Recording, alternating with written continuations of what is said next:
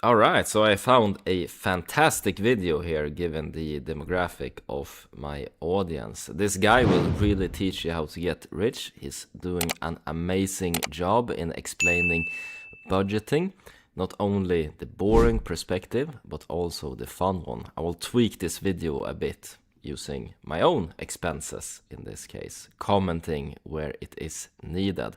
But as a generic guide, this video is fantastic.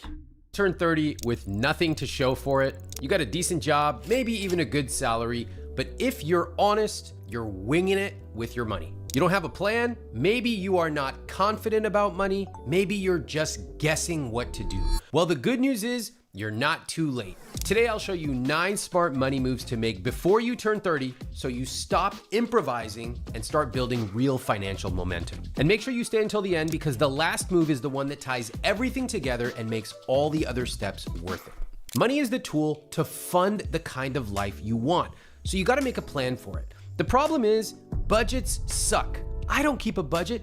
You don't need to keep one either. Budgets force you to track every single dollar. You're sitting there tracking the price of olives. Now you have to cut out drinks with your friends. You feel guilty when you buy one of those little freaking Hershey chocolate bars that brings you joy. It's a miserable way to live. It doesn't work, and that is why no one sticks with them. That's why dealing with money is such a turnoff to so many people. Well, there's good news. You can use a conscious spending plan. No, I don't have anything to sell you right now. This is a free thing you can use. It works differently.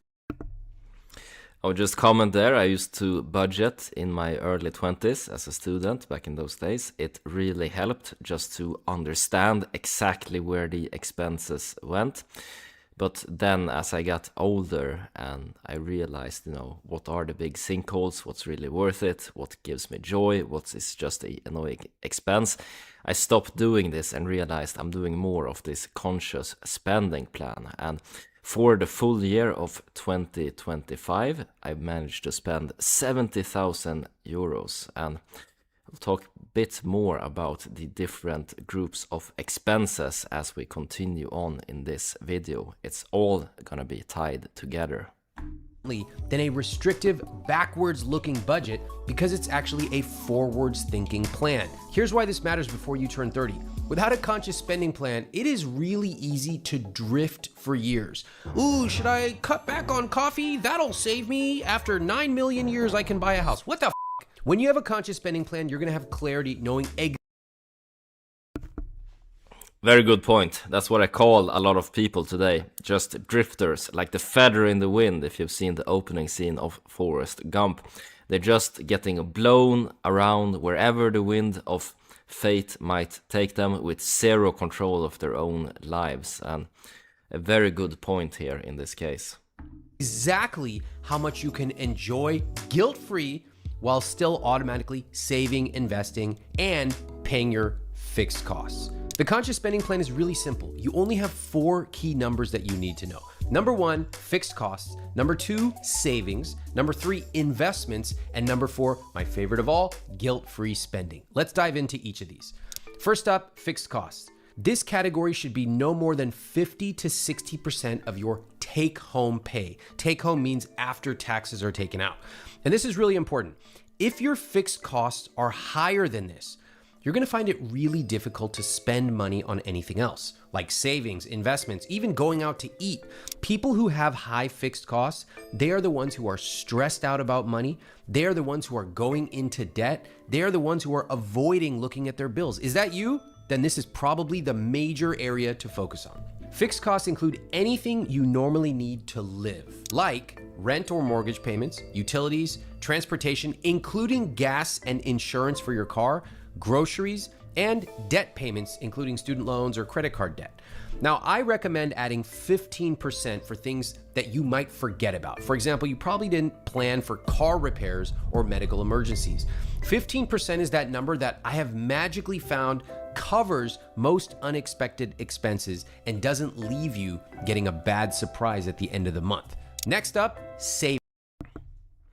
Alright, so before we jump onto savings, let's talk a little bit about fixed costs and how I manage to keep these down a lot. I think this is the most boring expense All of those expenses that was mentioned really sucks. Nobody likes to pay rent, nobody likes to pay for energy costs, transportation, unless you have cars as a hobby, of course, then go ahead, spend all that money on vehicles.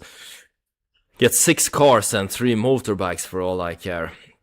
But as a young professional who like to spend my money on other areas in this conscious spending plan where I really, enjoy spending. Remember, 70,000 euros is what I spent in 2025, and rent 24,000 euros of those.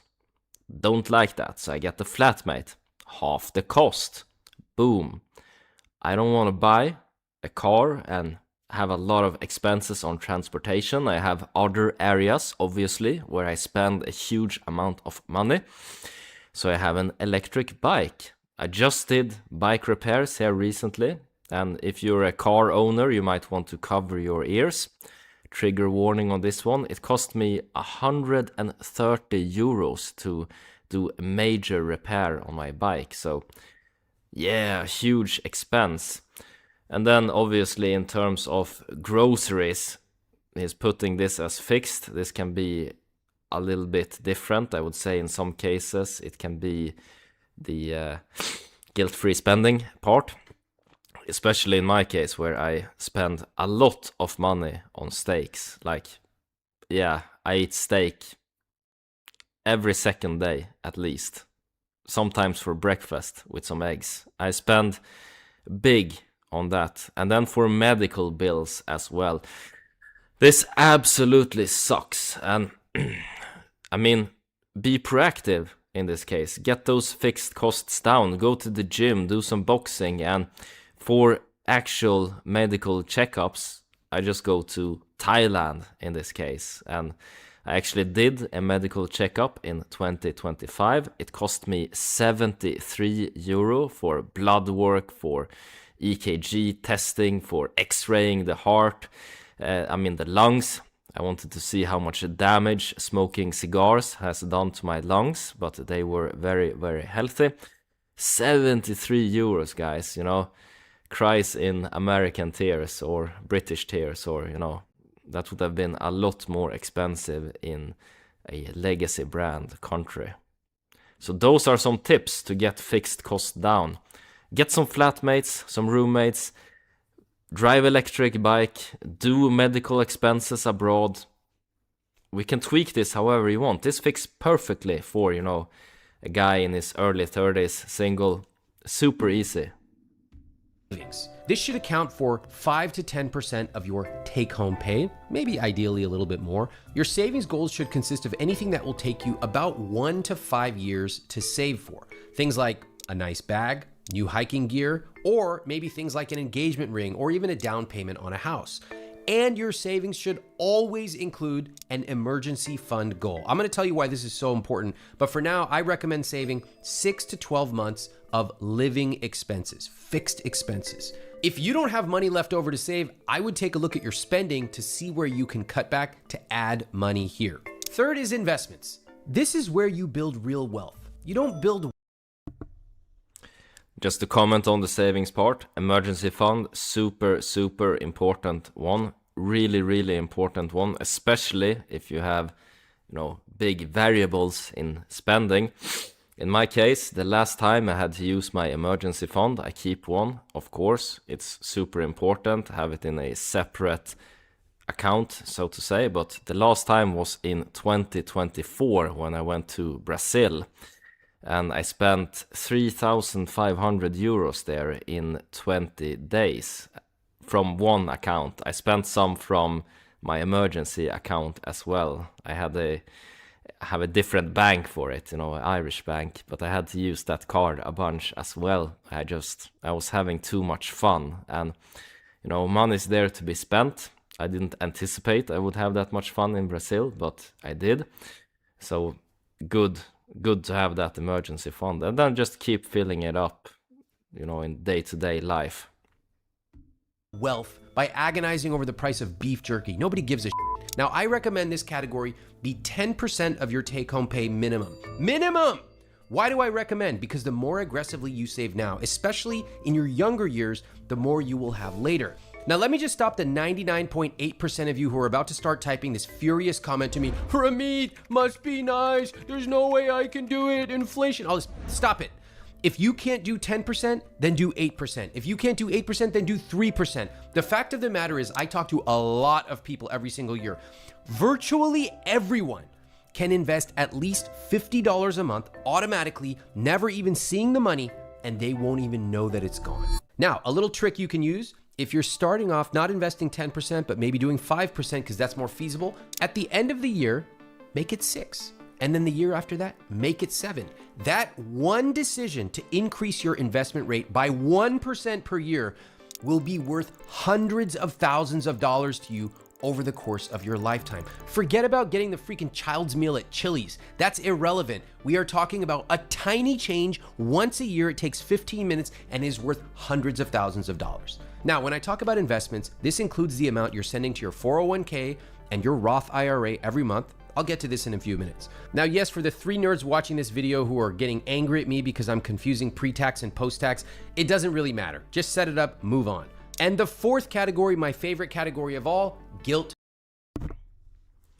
Yep, the savings, the investing part, very, very important one and super easy one to do. In my budget, I put away 20% pre-tax. That's going into the Irish equivalent of the 401k with the 7% company match. And this pension just really exploded. It's been performing very, very nice over time. And then, of course, a lot of saving as well. I was extremely aggressive with this in my 20s, but as of late, I've started to spend more and more and decreased this investment rate. And, you know, that's completely okay. I don't need more money. I'm very happy with the amount that I currently have. And if you've done this in your early 20s and done it well, consistently, for example, for 2024 and 2025, I made more money from investments appreciating in value than I did from my tech salary. So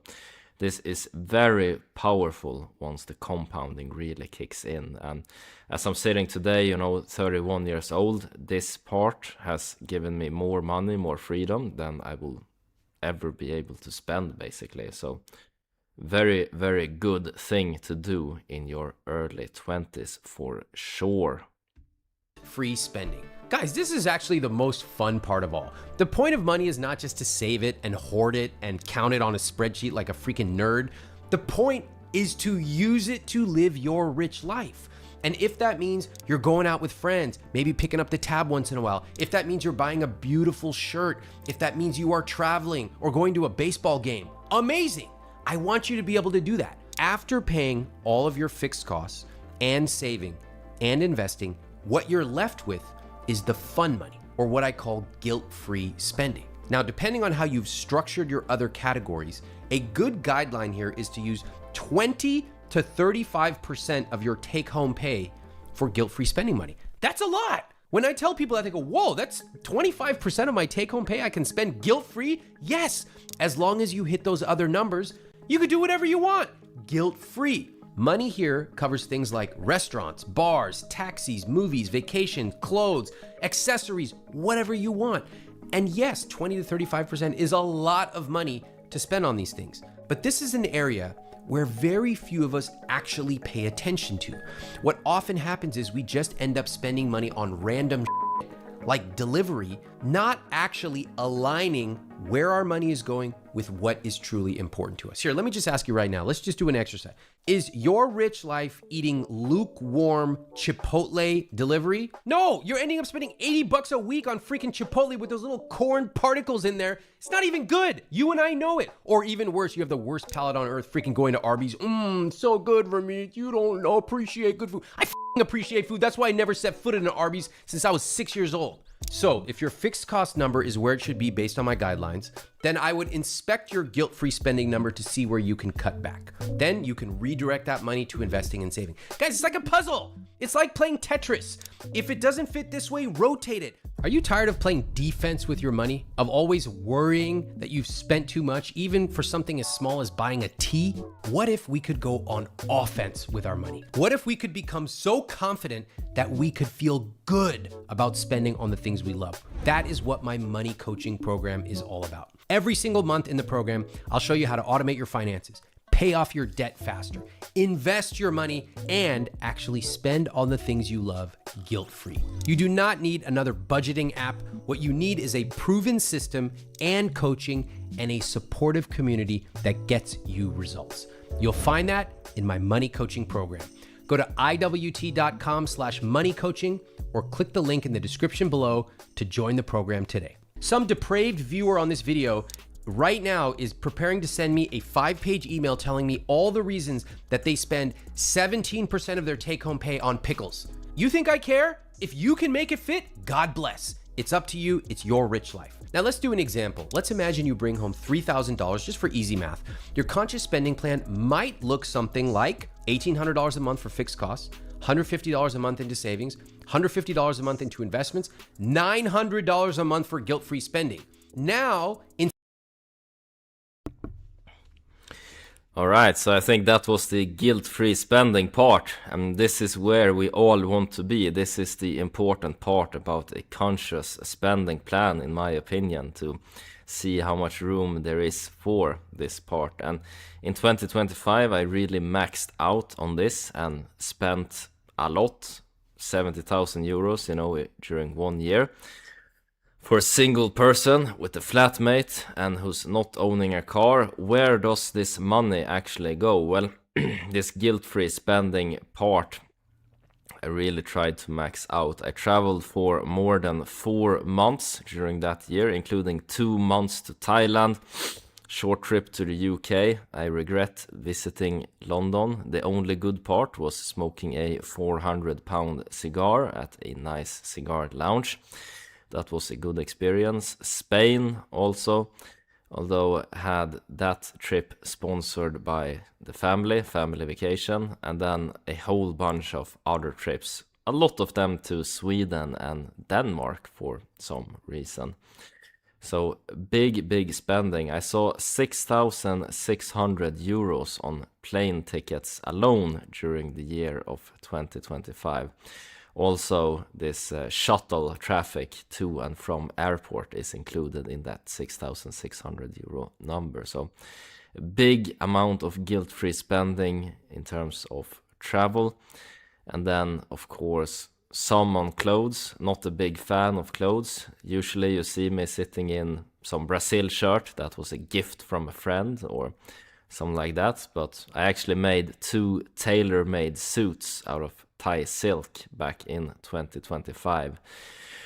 Some money shirt, like crazy spending on that. And I think I will go to Vietnam in the near future, make some custom leather boots as well. Some proper cowboy boots to walk around in. Just fun stuff like that. A lot spent on cigars as well. That's a hobby of mine, and I don't enjoy the cheaper cigars where they crush the tobacco inside it and just wrap it with a leaf. Smokes like a cigarette. Terrible. I have to go with the more expensive stuff, the hand-rolled proper cigars, where they have a nice mixture of nicotine leaves and the taste leaves, and then of course a good protective leaf. The Brazilian cigars really lack in this area. Anyways, I'm not gonna go too much into detail on cigar reviews. It's a passion of mine, and for most of you, you're watching this channel for money, education and entertainment, but just replace cigars with whatever you really enjoy to do in your free time. Could be anything. There's no right and wrong answer. You could be buying Legos with it, for all I care, as long as you're happy. This is the guilt-free spending part, conscious spending plan. But yeah, I was able to really max out that part in 2025. Absolutely massive spending, zero regrets. But I will say one thing though, it was a bit exhausting to spend like that. I don't think I'll be able to keep that up in 2026. You get, at least in your 30s, you get tired between trips. You don't really want to go anywhere after that. You just want to stay home in your home country, relax, eat steak, smoke cigars. And it can be exhausting to do all of that travel planning for sure.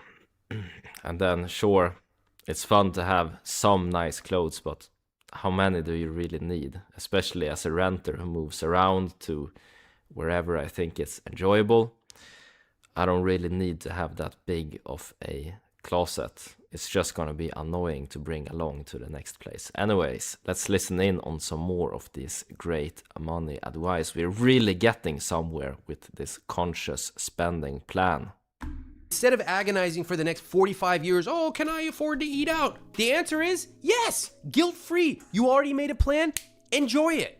But without a conscious spending plan, you're gonna drift for years. You're gonna be playing financial whack-a-mole. Oh, and then you're gonna be this puritanical, typical American, oh. Yeah, speaking on restaurant meals, that's another one where a lot of money went. Just have to comment quickly on it. Not in Sweden and Denmark, of course. I didn't go to the most expensive restaurants there, but that's something I've been doing in Thailand, Brazil, recently in Morocco as well. Just going to the most expensive restaurant there is in the entire city. Just waltzing in there, you know, nothing special worn, in my hobo clothes, you know, and just ordering the most expensive stuff. You know, I don't even look at the menu. I just get whatever I desire. The oysters, yeah, I think I have some crazy pictures that I'm not going to give more work to our superstar German editor here. He's doing his internship at the family office soon, but definitely some very, very crazy restaurant visits that's been going on in 2025. And I would say you learn a lot from those as well. I would say I don't really enjoy the French style of cooking, where they give these very beautiful looking but tiny dishes that are Instagram friendly. I call those chic restaurants. Whereas steakhouses is where the value is at. You get a proper large steak, high quality steak, cooked in a magnificent way. You get fries, and fried not in that cancergenous vegetable oil stuff, but real beef oil. And they come in, they wear a little tuxedo, and they have this glass dome that they put over your old fashioned, and they lift it up and smoke comes out of it. And yeah, that's where the value is at. So I think as you spend a bunch and try different styles of restaurants, you will discover what type of restaurant you really enjoy, that really brings you a lot of happiness. In my younger years, when I was budgeting and saving, I just looked at these fancy restaurants and I thought, that's really, really stupid. I would, judge them all by the same metric. But then as I tried a bunch of these different Michelin star restaurants in different countries, I actually found that, all right, some types of cuisine is very, very enjoyable. I specifically remember one in Thailand right by the ocean in the Ravai fish market, where you could get fresh oysters, and they would cook this fish that the fishermen came with from the water. They put them in little aquariums. You select whatever you want: lobsters, oysters, fish, tiger shrimp, mantis shrimp. They had everything, and you could just pick it, and it was, good volume. It was cheap. They come with, that was a good Michelin star restaurant. Not at all like those Instagram French style restaurants with tiny amounts of food where you have to go get 5 cheeseburgers at McDonald's after your meal. So guilt-free spending, you're really gonna find what you actually enjoy. I'm so bad. I shouldn't have gotten that latte. I'm so bad. Punish me. Stop this bullshit. Okay? Stop wasting energy obsessing over small purchases while ignoring the big wins. Make a freaking plan. You'll have clarity knowing exactly what to do. So download my free conscious spending plan. It's totally free. I'll link it for you below. And now you have a plan. Okay, you have a basic understanding of your money. You're using the conscious spending plan. The next technique is going to guarantee you always hit your goals. You never get off course. You know, I don't log into my bank account every day, every week, every month. In fact, I don't even have a freaking banking app on my phone. Why would I? I'm not kidding when I say that automating your money will be the single most profitable system you ever build. If you do this, and you can do it right now, you can spend less than 1 hour per month on your finances, and all of your money will flow exactly where it needs to go. You'll never forget a bill. You'll never try to save or forget to invest. It just happens while you sleep. Here, look at this face. Get in tight on this face. That is the face of somebody who knows how to automate their money. You think I'm stressing out? Oh, is my savings happening this month? Hold on, I'm forgetting to breathe right now because I'm getting so mad. Okay, let me try to have some empathy for people who can't remember to breathe. Ramit, remember to breathe. Wow. Is that what life is like for you? That's got to be difficult. Now, if you do this right, you're going to have enough to spend money on the things you love, like eating out, traveling, health, and wellness. So here's how I recommend you set up your automatic money flow. First off, open up a checking account or assess the one you already have.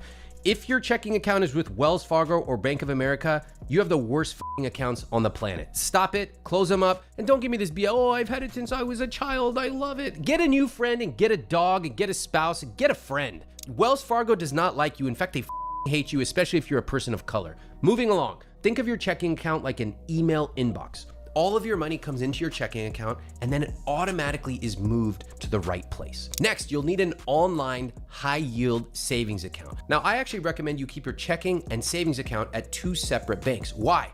Because it makes it more difficult for you to casually dip into your savings just to transfer money so you can go out with friends for a bunch of drinks. Don't do it.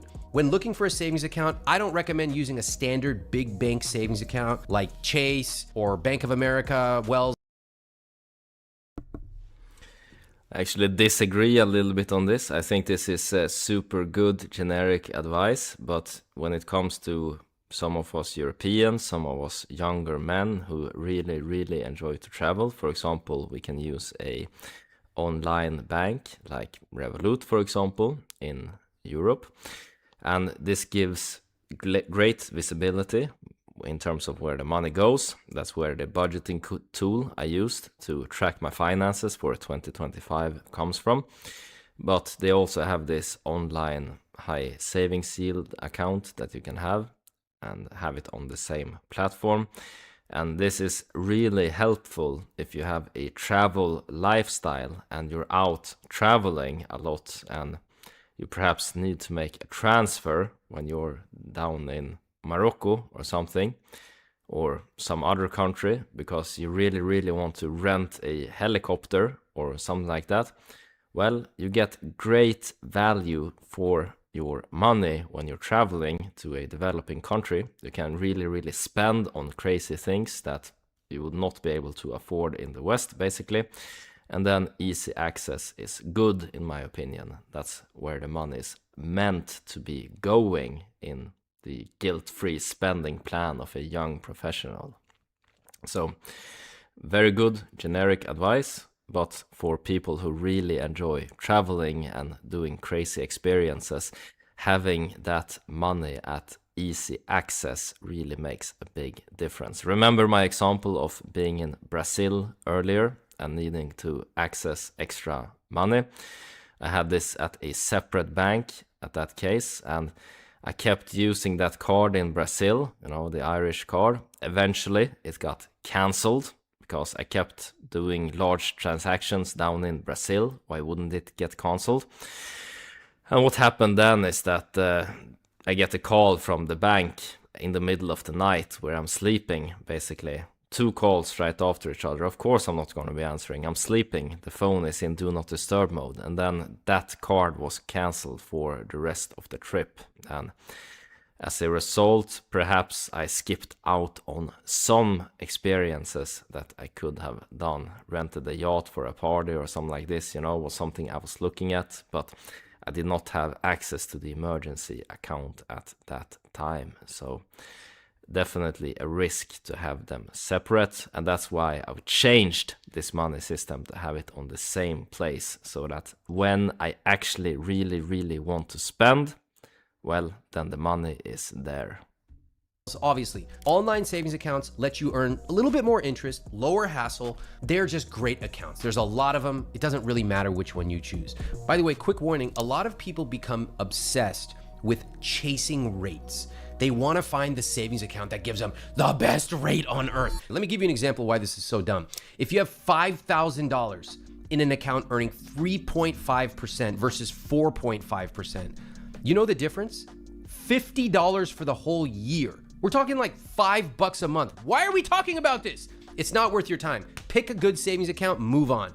Now that you have your checking and savings accounts, I'm gonna show you how to make this automatic so your system can run itself with just...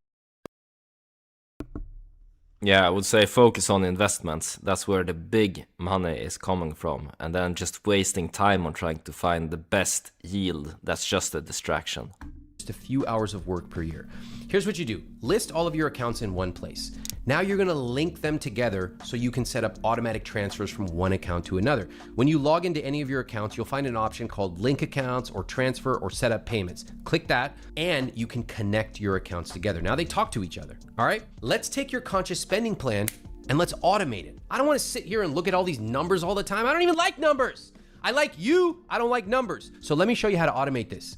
Imagine you just got $100. What would you do with $100 if I gave it to you right now? Here's how it could break down if you follow the conscious spending plan. $60 would automatically cover your fixed costs. $10 would go straight into savings, another $10 straight into investments, and you would have $20 left over for guilt-free spending. Now that's just an example with $100, but when you think about your money like that, every dollar has a job. And once you automate it, this system moves on its own without lifting a finger. It's not about $100, it's about your paycheck every single time you get paid. Now remember, if you don't set this up to happen automatically, what are you actually doing with the money? You're doing what most people are doing. You're randomly looking at stuff at Target or on Instagram, and you're like, I think I'll buy that. There's no strategy, there's no plan. So you're ending up spending money on stuff you may not even care about, and then you're feeling bad. And then people do this for their entire lives. What a tragedy. You can actually buy the stuff you want. In fact, a lot of you can spend more than you want if you have a plan. So take some time this weekend, set up your automatic money flow, and then move on with your life. I guarantee you're gonna thank yourself 3 months from now. Let's move on to the next move you should make before 30. This is simple. If you're carrying credit card debt, this is your number one financial priority. Not investing. It's paying off that high interest debt. As an example, any debt over approximately 6% interest, we'll call that high interest debt. That's like trying to run a marathon with a 100-pound backpack. It just drags you down every step you take. Let me show you an example. If you have a $5,000 credit card balance at 25% and you pay a flat $200 a month to your debt, do you know how long it's gonna take you to pay it off? 3 years. And on top of that, you will have spent over $2,000 on interest alone. No, we're gonna fix this right now.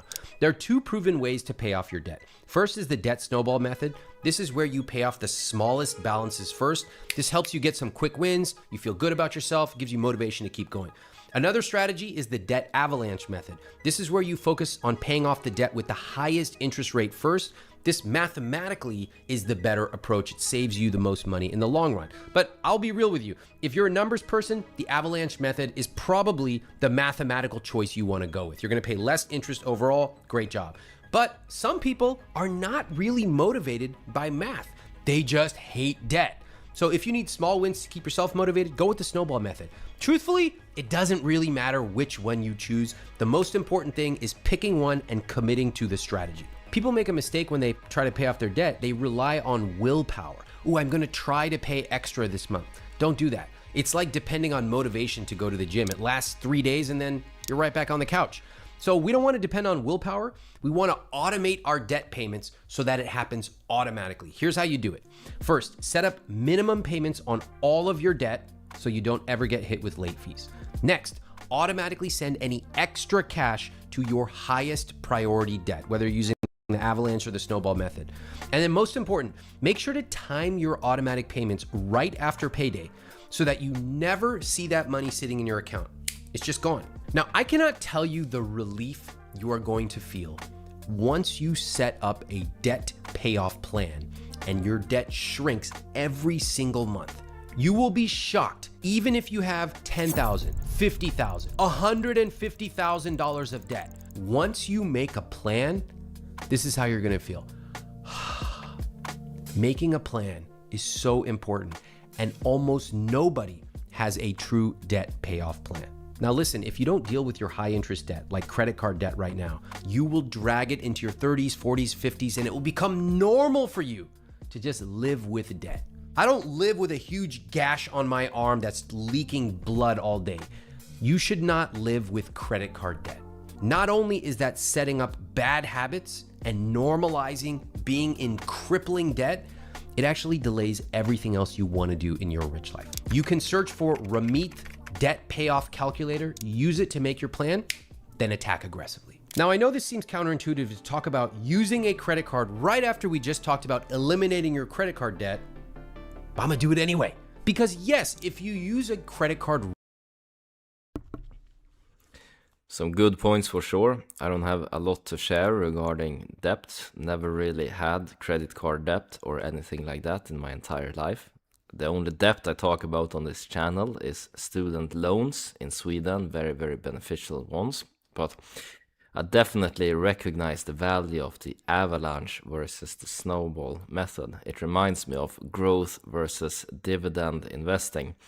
Growth is more mathematically good in the long run. It generates huge money, but dividend feels better when you get those checks that hit your account. That's something I realized from having tried both of those strategies, and it's nice to see that psychology being reflected in debt repayments as well.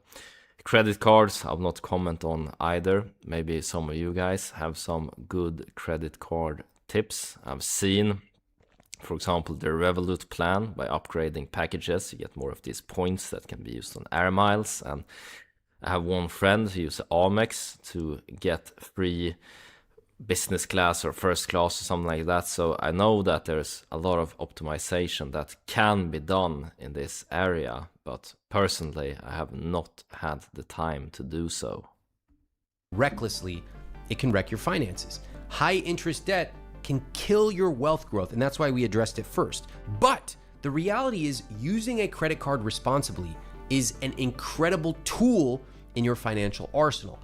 Using a credit card helps you build credit, means you're gonna qualify for apartments or houses. You'll have an easier time getting a mortgage. You will enjoy lower interest rates when you go to buy a car. This can save you tens of thousands of dollars.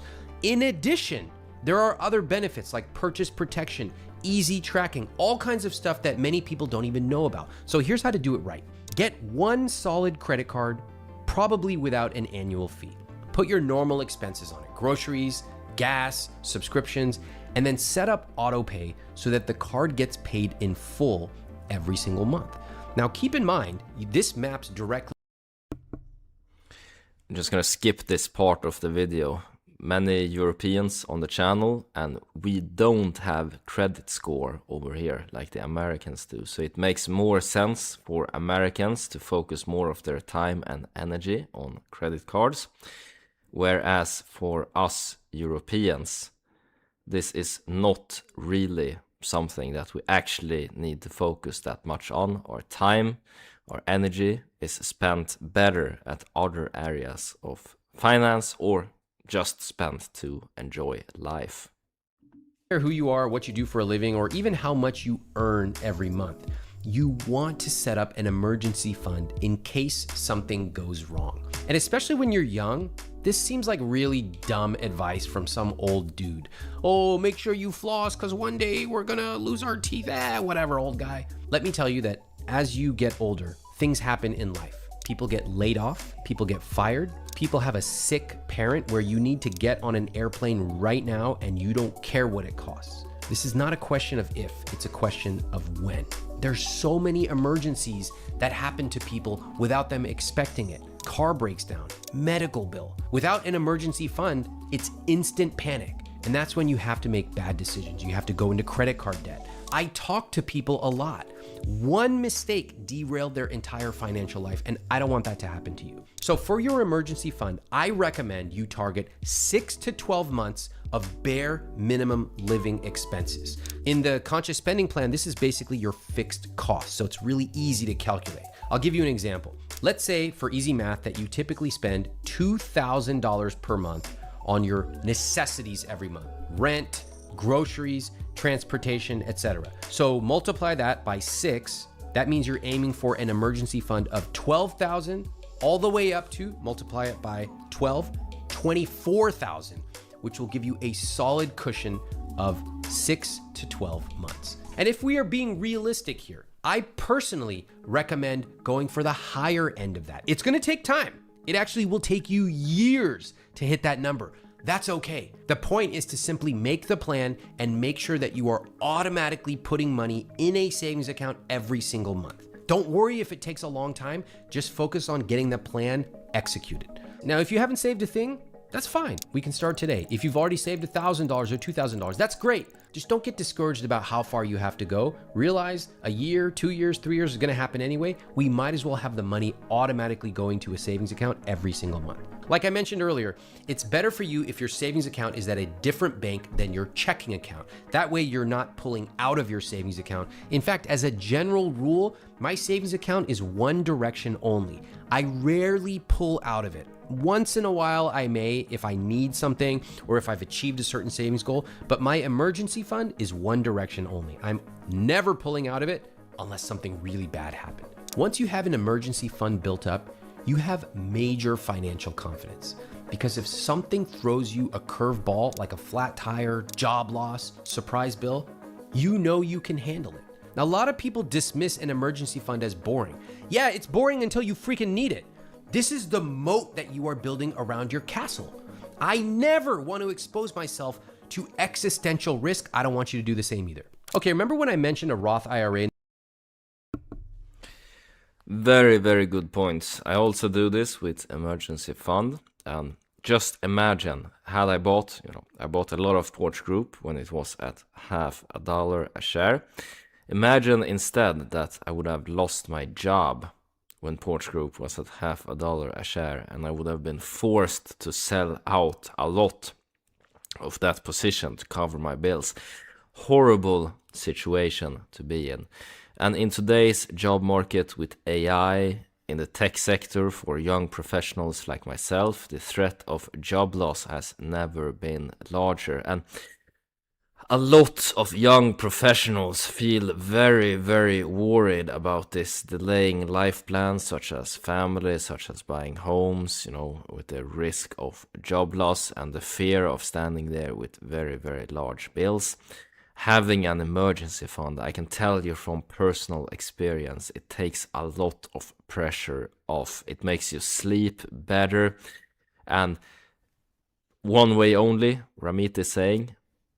Of course, you're building it up, but it's okay to dip into it from time to time if there's what qualifies as an emergency for you. Could be, like I said, flat tire. Could be also, in my case, wanting to rent a yacht while on vacation, only living once. But here's where we need to adapt to personal situations. If you're a busy investment banker or something, and you're finally out on vacation on your 2 weeks of yearly holiday as an American, well, then perhaps you want to spend nicely and make the time worthwhile, especially if you're actually disciplined in keeping down fixed costs, building savings and investments. Well, then you really, really earned it. Whereas if you've been sloppy with spending, you know yourself. Have you earned it or not? In the beginning of this video, let me break this down. A lot of people are familiar with a 401k. That is an account that many jobs offer you through work, where your contributions to that retirement account come straight out of your paycheck before taxes. That reduces your taxable income right now. It's called pre-tax money. And that money gets invested and it just grows and grows and grows. You pay taxes later. A Roth IRA is different. It's an account you open on your own, not through your employer, and it lets your money grow tax-free. You know, there's so many people on my social media comments who are always railing against the rich. And I'm like, dude, I'm in line with you. The rich should pay more in taxes. But one thing they often neglect to do is take advantage of the tax benefits that they have right now. It's really easy to focus on millionaires and billionaires, but have you opened up a Roth IRA and maxed it out yourself? Let's start there, and then we can rail against these right-wing billionaires. Now, with a Roth IRA, you contribute after-tax dollars, which means you're paying tax.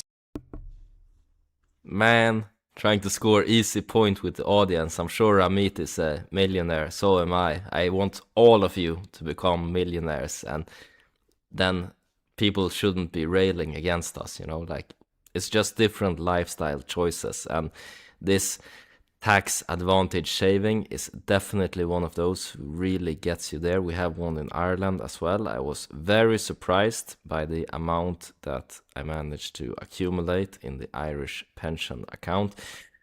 A little more than 60,000 now, and barely felt that, you know. I just took 20% of my paycheck pre-tax, doing it for a few years, I think 2-3 years, something like that. And it just really accumulates very, very quickly. And once you have a big amount in there, and if you want to retire by 50 when you can access that in Ireland, that's really all you need here. If you do those contributions and nothing else, well, you're gonna be set for life, or, you know, from the age of 50 in terms of pension. It's just super, super easy. And we have all of these different loopholes. The only problem is that you actually have to be interested in money and actually do research, and it's going to be annoying to set this up, but you only have to set it up once, and that will secure your financial future in many cases. This is on a smaller amount of money up front, and then when you withdraw that money after it grows, you don't pay any taxes on it. Do you understand how awesome that is? Because we're not just talking about $5,000 once. We're doing $5,000 a year, and that turns into hundreds of thousands of dollars. It will eventually, depending on how early you're watching this, turn into over $1 million. You're not paying taxes on that. That is amazing.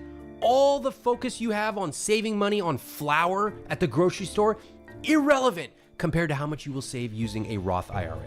If you don't set this up now, you're leaving decades of tax-free growth on the table. And relying on a 401k alone is not enough. Remember, that money gets taxed later, and you are limited to whatever investments your employer often offers. This is amazing because, assuming your career goes well, you are likely to be in a higher tax bracket when you retire. Again, nobody can project what happens to taxes, but in all likelihood, they are probably going up, not down. So let's say you're contributing 5% of your salary to your 401k, and then you invest another 5% of your take-home pay to a Roth IRA. Amazing.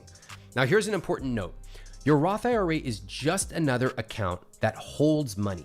You need to go into your Roth IRA and instruct it to actually invest the money. If you don't, you will be like some of my readers who discovered 14 years later they've been sending money to a Roth IRA and it's just sitting there in cash. That is horrifying. Realistically, I get it. Investing can actually be confusing to a lot of people. Like, a lot of people say, invest. Okay, in what? What are you talking about? Well, I will suggest to you that one of the easy. Yeah, and it's not getting any easier because your advisor at the bank is going to try to push an annuity on you.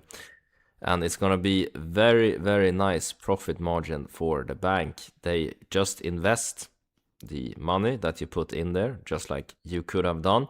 And then they pay you that fixed amount, and the spread of how much more the investments actually gained in value is the profit for the bank, and then they just pay you this guaranteed smaller amount. So they take on some of the risk for you, and they're getting rewarded for that. So very, very difficult in this situation. That's one of the reasons why I started Bull Nova as a YouTube channel. I always had the interest in money. I've been fixated on it ever since I was 16 years old. It's more than 10 years now that I've been invested in the stock market, and the only area that I feel like I know very, very well. That's why I talk about investments in all of my videos. It's an enjoyable hobby.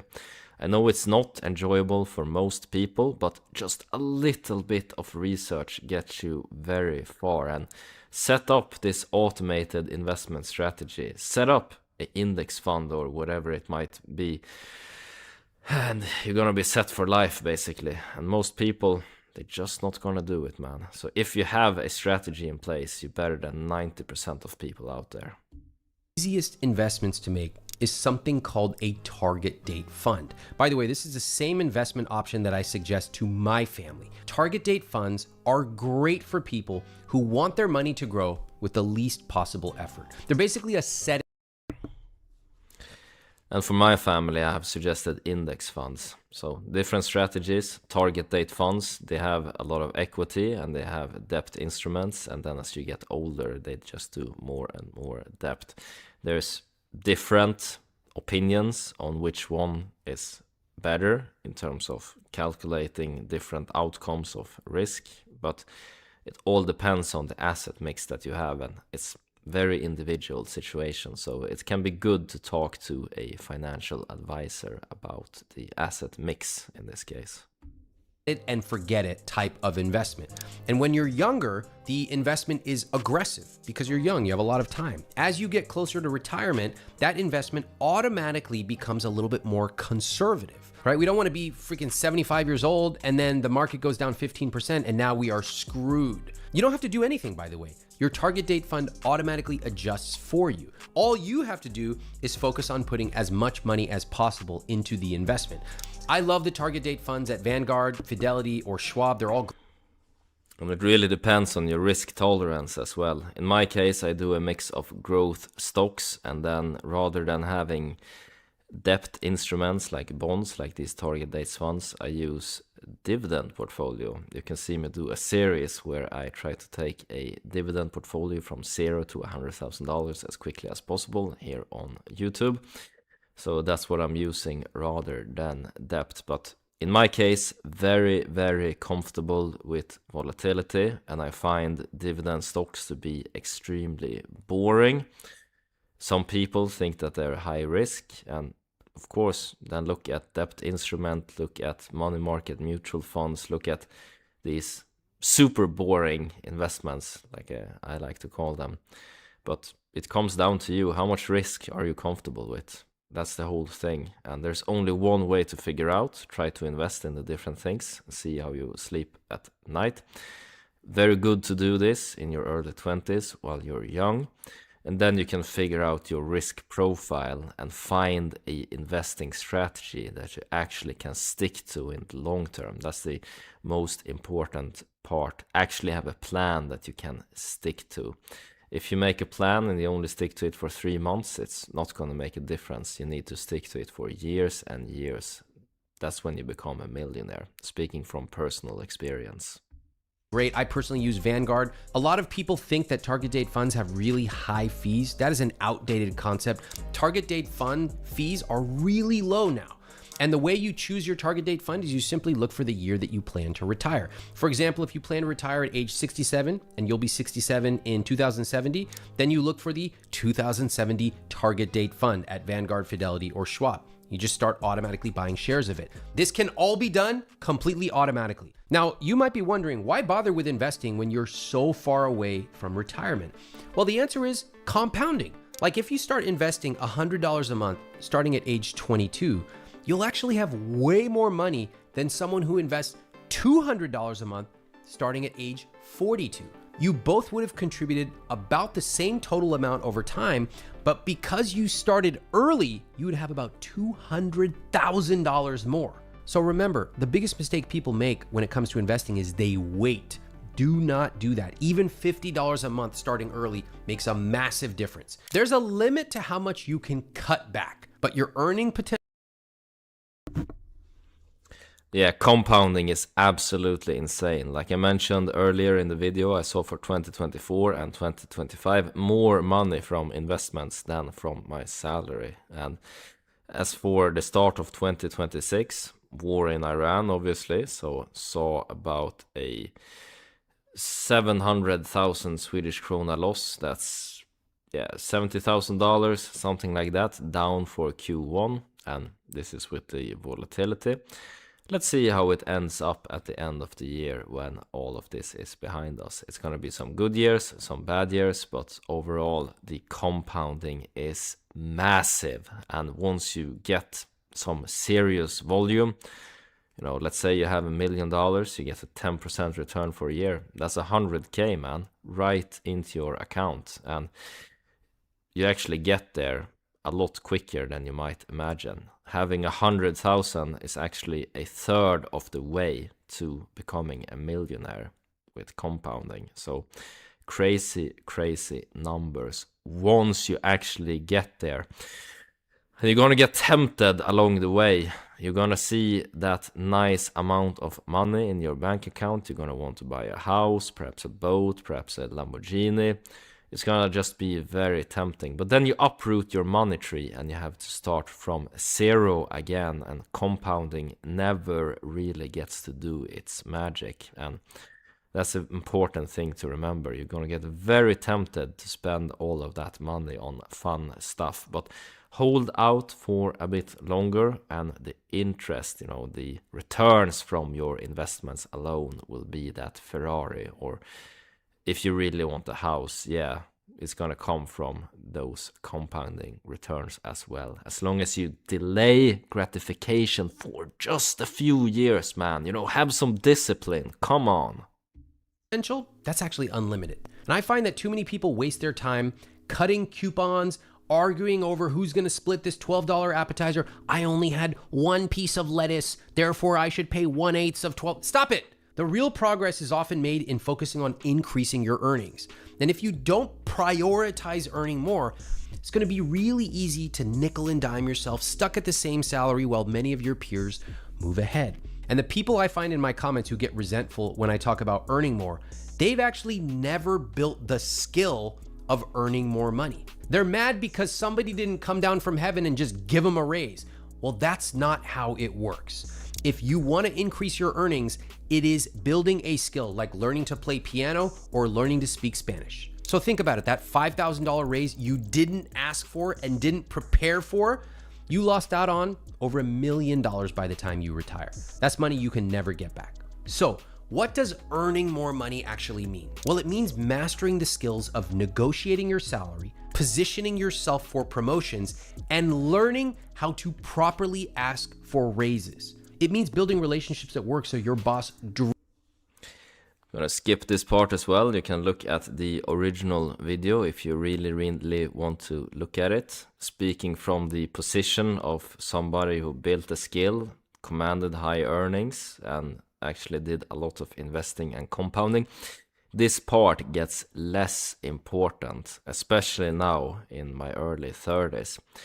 Let me give you an example, like you have these tax brackets up to a certain amount, you get a raise, it's meaningful, but when you come to a certain limit, these raises, most of it goes to taxes anyway, and you don't get to keep as much of it, but you double your responsibilities, and perhaps you get tied down to an office if you take that management promotion. Or in my case, if I decide to take a role as an account executive, I will be required to move to perhaps Sweden, Norway, Denmark, wherever I need to do the selling face-to-face to clients. And I will be required to travel around long days on the road, going face-to-face with partners, with customers, everything like that, for sure, doubling the money. But then 60% is going to go to tax on those increases. Whereas in my current role, earning close to 100,000 a year, sure, on the higher end, a lot goes into taxes. But I have the freedom to travel 4 months last years, as long as I do some good numbers, explore more of the world. And that additional raise, it just becomes less and less valuable the higher your salary already is. But I agree, for your early 20s, the most important part is to actually get earnings up there so you have something to invest from to build that super stable castle of financial security. Although in my experience, this guy, Ramit talks about increasing your salary via asking for raises. What I did was I jumped from company to company. So I work at Dell Technologies, and then a recruiter from Google call, and I negotiate salary when I jump to the next role, and then jump to my current role. So approximately 3 years at the company, and then jumping companies to get roughly 20% increase in salary, sometimes actually a bit more, especially in technology, and especially early on in your career. You get some serious jump in salary when you switch company. So staying and negotiating, very, very annoying. What I would recommend in this area is to learn the job, optimize the job, You're learning the job year 1, you're optimizing it year 2, and then year 3, it's just running on autopilot. Then you've gained more marketable skills. You can command a higher salary somewhere else. And then you just jump to somewhere else and repeat that process. And that's how I got to a high salary at a relative young age. So that's another way to do it. Whereas in the older generation, not calling Ramit old, but it's a different generation.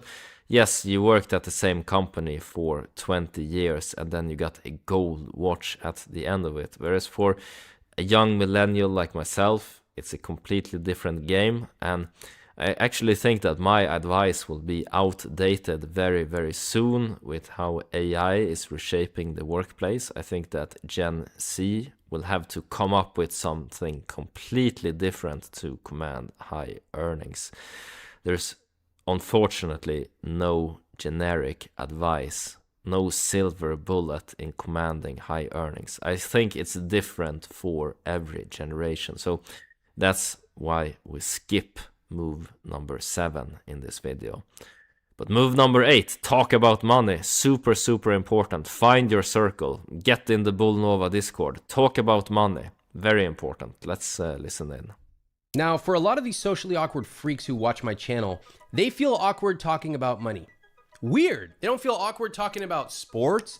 They don't feel awkward talking about what to do this weekend or pickleball. But money, one of the most prevalent topics in our entire lives until we die. Oh, that's so weird, Ramit. Can't talk about that.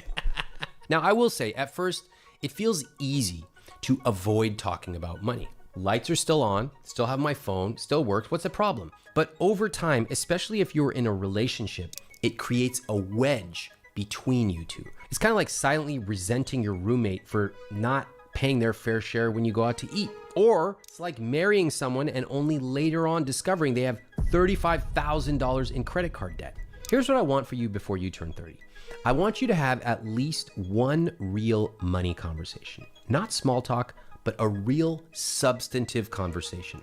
And this could be with a friend about, are you both investing, or how do you handle rent or student loans? It could be with a partner about how you really want to pay off debt and here's the plan you've created and what do they think? Or it could be with your parents about how they handled money when you were growing up. The first time you talk about money substantively should not be when you are signing mortgage papers or paying a huge amount for a wedding. That's way too late. If you need some help on how to do this, you can get my free monthly money meeting guide. I'll link it for you below.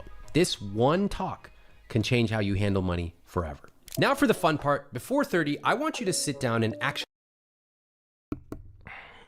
Yeah, talking about money, super, super important. I started doing this at age 16 with a neighbor. I got lucky being born in Sweden, being raised in a good area. Neighbor was a financial advisor. Talked a lot about money when I helped out to paint the fence over there. And then day to day, now I say early 30s, I talk about money with my friends on a day-to-day basic. Just this week talked with a friend who was starting a company in Indonesia about the paper process, about different ways to handle taxes. Very, very interesting to listen in on how he did it. Friends in Sweden who have started many companies.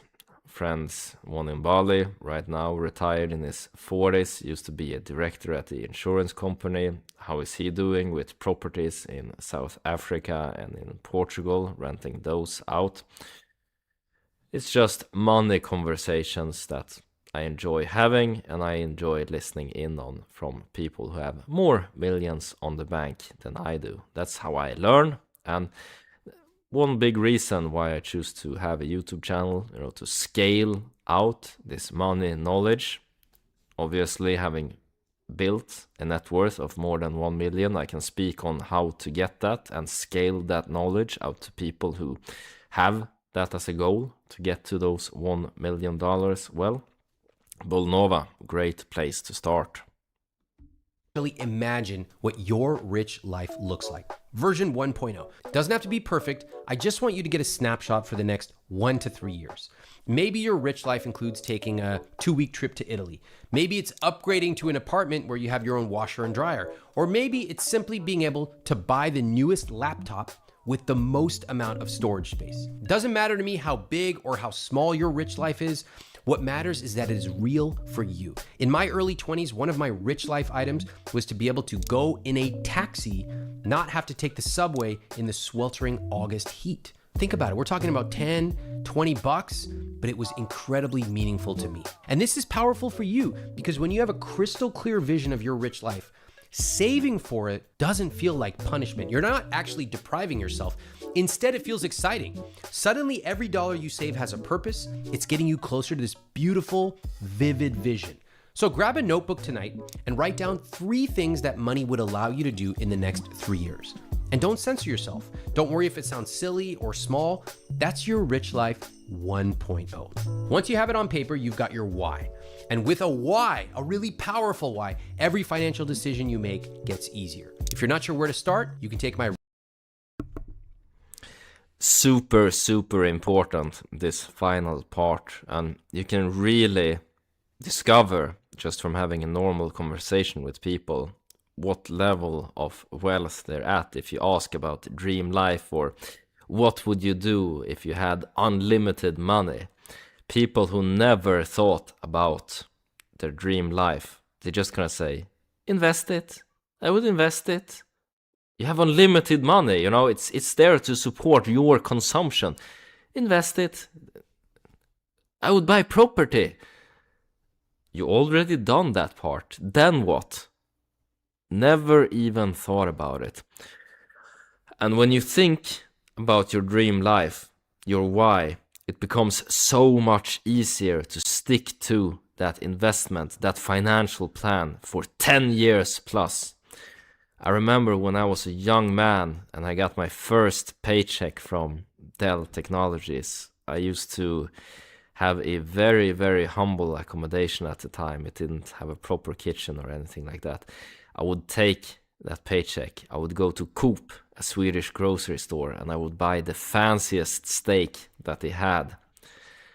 And I would take the bus over to my friend's student accommodation. We were some friends gathering there, they were still studying, not having jobs yet at the time. So I came with the steak, they prepared butter, garlic butter, and we would cook those steaks and put garlic butter on top of it and just have a amazing dinner, like a dream lifestyle for me, just getting that steak from having eating a lot of noodles during the student days, and cheeseburgers at McDonald's. Bad food. But then building the rich life, 10 years later, still a lot of steak. This can be anything. The most important thing is that it's meaningful to you. That's the most important part. And when it's really meaningful to you, well, then that goal is actually gonna matter. And it's gonna give you the discipline that you need to stay consistent, basically. So picture your rich life. take this weekend, take this afternoon, really think about it, and you're gonna find it to be a lot easier to actually reach those goals and go through this process that we listened in on in this video. Get the why down. That's the first thing. Alright, that's been it for this video, and as always, hope you guys make a ton of money, whatever investments you decide to make. Take care now. Bye bye.